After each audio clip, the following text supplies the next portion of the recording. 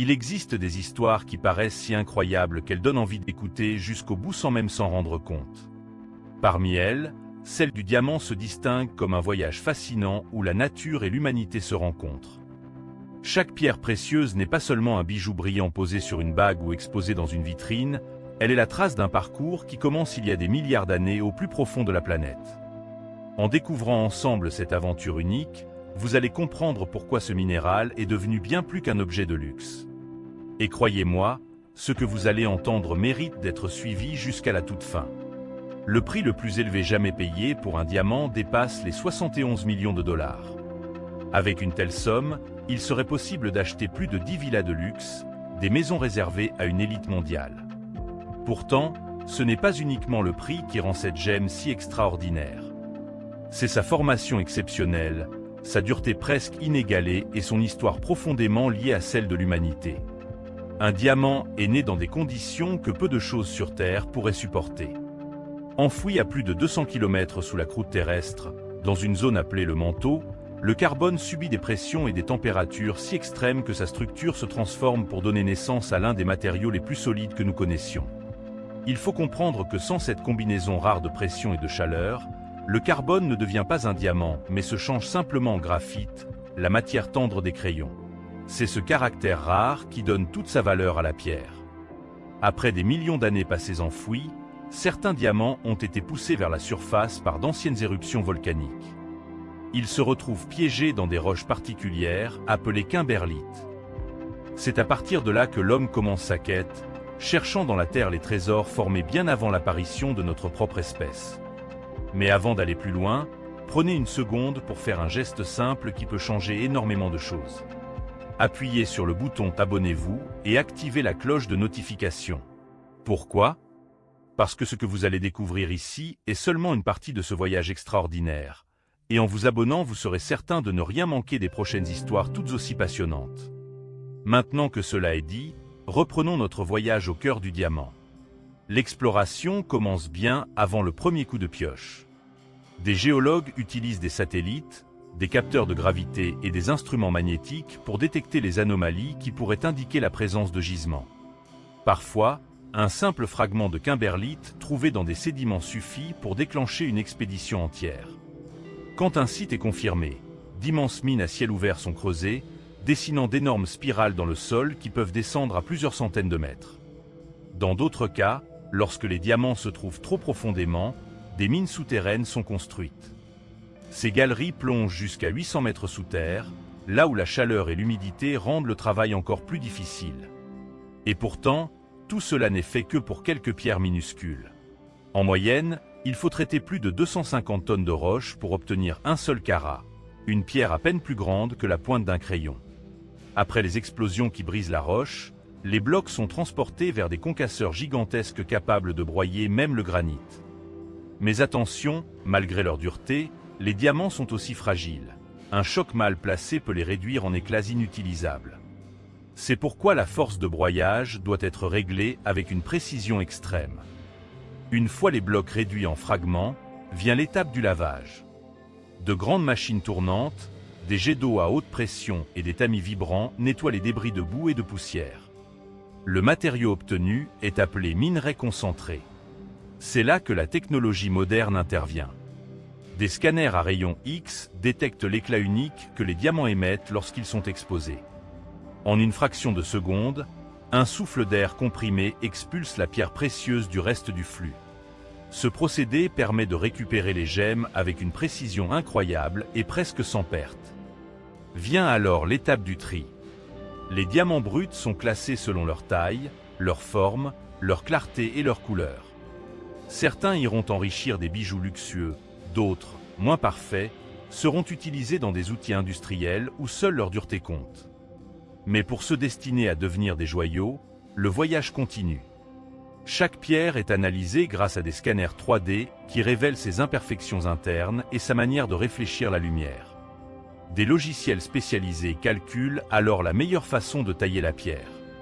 Parfois, un gros diamant est divisé en plusieurs plus petits pour éviter les défauts.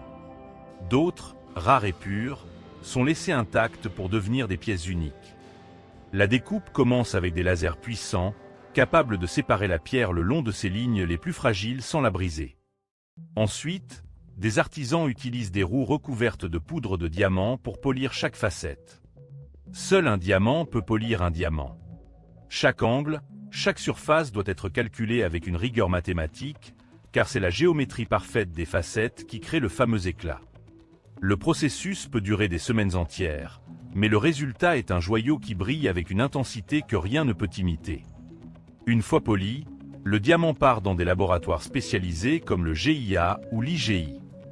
Il y reçoit une certification officielle précisant son poids, sa couleur, sa pureté et sa taille. Un code unique est gravé au laser sur sa ceinture. Ce code invisible à l'œil nu garantit son authenticité sur le marché mondial. À ce stade, la pierre peut enfin rejoindre les ateliers de joaillerie. Là, des maisons prestigieuses comme Cartier, Tiffany ou Harry Winston travaillent le métal pour créer des pièces capables de sublimer la pierre. Un diamant n'est jamais seul, il est toujours accompagné d'un écrin façonné par la main de l'homme. Mais derrière ce côté étincelant se cache une réalité plus sombre. Dans certaines régions d'Afrique, notamment en Sierra Leone, en Angola ou en République centrafricaine, des hommes, des femmes et même des enfants extraient encore des diamants à la main. Dans la boue, sans protection, parfois sous la contrainte de groupes armés, ils cherchent des pierres qui financeront des conflits meurtriers. Ces pierres sont appelées diamants de sang, car elles sont payées par la souffrance humaine. Un bijou qui peut illuminer une soirée mondaine cache parfois une histoire de misère et de violence. C'est pourquoi la traçabilité est devenue un enjeu crucial. Savoir d'où vient une pierre permet de choisir non seulement un objet de beauté, mais aussi un symbole plus responsable. Et pourtant, l'histoire du diamant ne s'arrête pas là. Grâce aux avancées de la science, il est aujourd'hui possible de créer des diamants de synthèse. Avec des technologies comme le HPHT ou le CVD, les chercheurs reproduisent en laboratoire les mêmes conditions que dans le manteau terrestre. Le résultat est une pierre identique sur le plan chimique et visuel à un diamant naturel. Certaines entreprises vont encore plus loin en proposant de transformer les cendres de proches disparus en diamants commémoratifs. Un mélange bouleversant de science et d'émotion qui permet de garder une mémoire éternelle. Ainsi, le diamant est à la fois naturel et désormais humain, une pierre à la croisée de deux mondes. Quand on regarde un diamant, on ne voit pas seulement un bijou.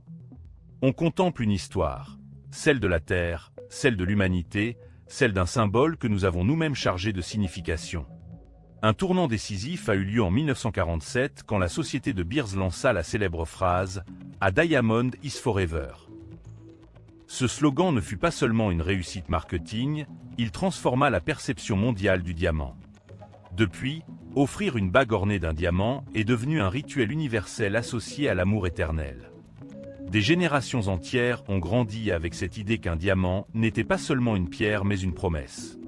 Aujourd'hui encore, la fascination continue. Que ce soit lors des enchères internationales, dans les bijouteries de luxe, ou même dans les laboratoires qui créent les diamants du futur, cette pierre conserve son statut unique. Le diamant est à la fois naturel et culturel, scientifique et émotionnel, précieux et parfois controversé. C'est ce contraste qui le rend si captivant. Alors la prochaine fois que vous verrez un diamant scintiller, souvenez-vous qu'il est le fruit d'un voyage incroyable, des profondeurs brûlantes de la Terre jusqu'à la lumière froide d'une vitrine. Et ce voyage mérite d'être connu, car derrière chaque éclat se cache une histoire qui relie la géologie, la science, l'art et l'humanité. Si ce récit vous a plu et que vous souhaitez en découvrir d'autres, n'oubliez pas de cliquer sur j'aime, de vous abonner et d'activer la cloche. Mais restez bien jusqu'à la fin de cette vidéo, car ce qui vous attend à la suite est encore plus impressionnant et tout aussi passionnant.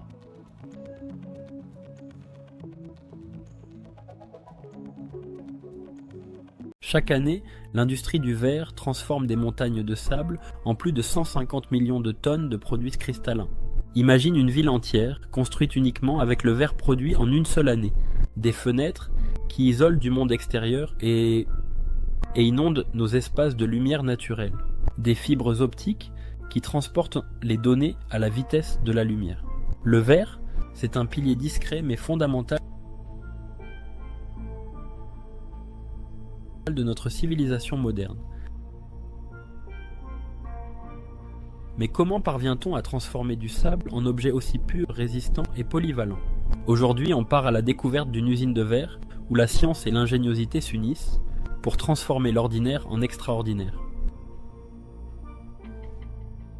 Tout commence avec une sélection minutieuse des matières premières. Le sable de quartz doit atteindre une pureté supérieure à 99% afin d'éviter toute coloration indésirable. Il est extrait de carrières spécialisées, puis traité pour obtenir un grain très fin et uniforme. Ensuite, on ajoute du carbonate de sodium, appelé aussi soude, qui réduit la température de fusion de 2300 degrés à 1500 degrés Celsius, permettant une grande économie d'énergie. Le calcaire, ou carbonate de calcium, apporte une stabilité chimique essentielle. Enfin, le verre recyclé, appelé calcin, complète la recette en améliorant la fusion tout en réduisant la consommation énergétique. Ces matériaux sont stockés dans d'immenses silos, puis pesés avec une précision informatique et mélangés dans de puissants mélangeurs industriels. On obtient une poudre homogène appelée composition vitrifiable. C'est cette poudre qui entre dans un gigantesque four de fusion où la température grimpe à plus de 1600 degrés Celsius. Là, le mélange fond, devient une masse visqueuse, semblable à du miel incandescent. Le tout est maintenu en fusion pendant 24 à 50 heures, permettant l'homogénéisation du mélange et l'élimination des gaz emprisonnés. Le verre liquide est alors prêt pour le formage. Pour le verre plat, on utilise le procédé float. Le verre est versé sur un bain d'étain liquide dans une atmosphère inerte où il flotte et s'étale naturellement, formant une feuille parfaitement lisse. L'épaisseur est contrôlée par la vitesse d'extraction de quelques millimètres à plusieurs centimètres. Mais attends, si ce genre de contenu t'apprend des choses et que tu veux en voir encore plus, pense à t'abonner à la chaîne et surtout à activer la cloche, ça donne une vraie force et permet de produire encore plus de contenu comme celui-ci. Pour produire des récipients comme les bouteilles, on utilise des machines IS où le verre est découpé en gouttes précises, chauffé à environ 1100 degrés Celsius, puis soufflé ou pressé dans des moules successifs. Chaque pièce prend sa forme finale grâce à l'air comprimé, et ces machines peuvent produire jusqu'à 700 objets par minute. Mais à ce stade, le verre est encore fragile à cause des tensions internes dues au refroidissement inégal. Il doit donc passer dans un four de recuisson, appelé le layer, où il est d'abord réchauffé, puis refroidi très lentement. Ce processus, appelé recuisson, rend le verre stable et résistant. Une fois refroidi, le verre est découpé avec des disques diamantés ou des roues en carbure guidées par laser. Les bords sont polis et chaque pièce subit un contrôle qualité très strict. Des caméras haute définition et des capteurs laser inspectent chaque surface à la recherche du moindre défaut. Les pièces imparfaites sont immédiatement recyclées sous forme de calcin.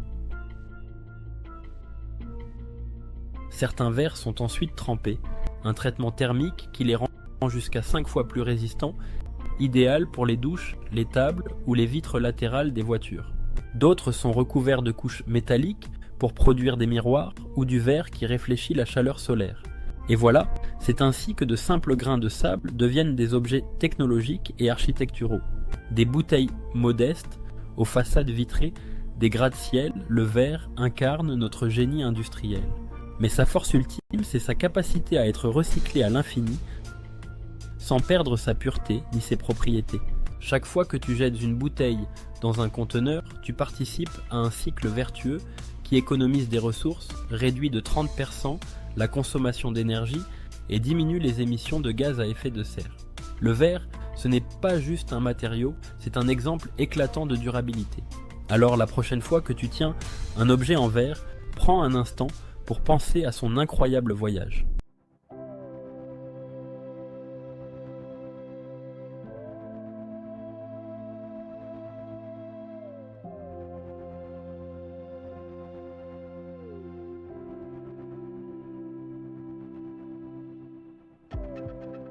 As-tu déjà pensé à comment sont fabriqués les avions ?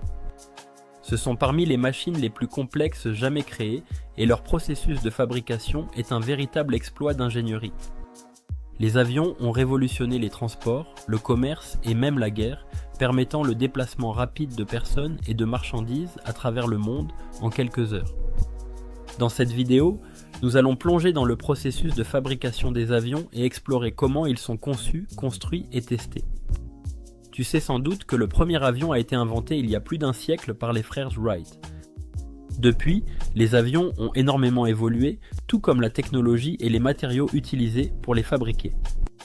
Nous allons examiner de plus près la phase de conception, les matériaux, les procédés de fabrication ainsi que l'assemblage et les tests. Que tu sois un voyageur régulier ou simplement passionné d'ingénierie, cette vidéo t'offrira un aperçu détaillé de la manière dont les avions sont fabriqués. Alors, attache ta ceinture et prépare-toi à décoller avec nous dans le monde de la fabrication aéronautique. La phase de conception est le point de départ. Ingénieurs et concepteurs travaillent ensemble pour créer les plans de l'avion en tenant compte de l'aérodynamisme, de la répartition du poids et de la sécurité. Cette étape est cruciale. La moindre erreur peut avoir de graves conséquences par la suite. L'un des aspects les plus importants est l'aérodynamisme.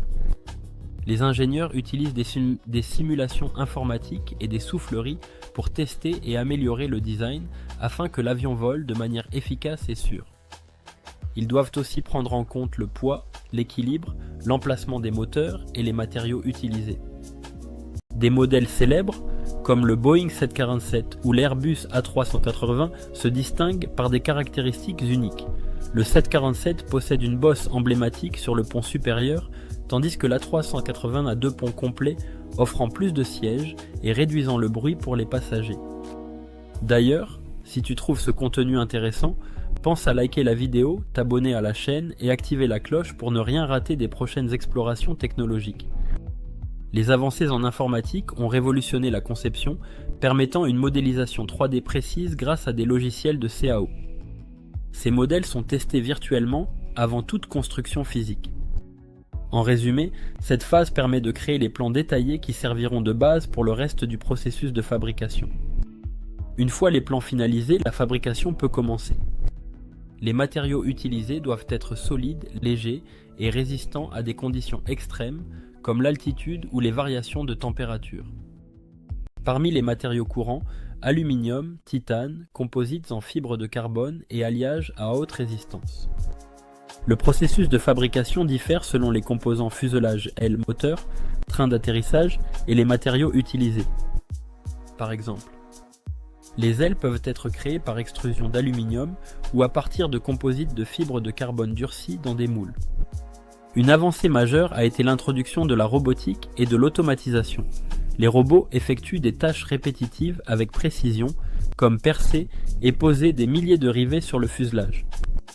Les systèmes numériques contrôlent et surveillent l'ensemble du processus pour garantir la conformité aux normes de sécurité. Une fois les composants terminés, ils sont assemblés avec soin pour former un avion complet.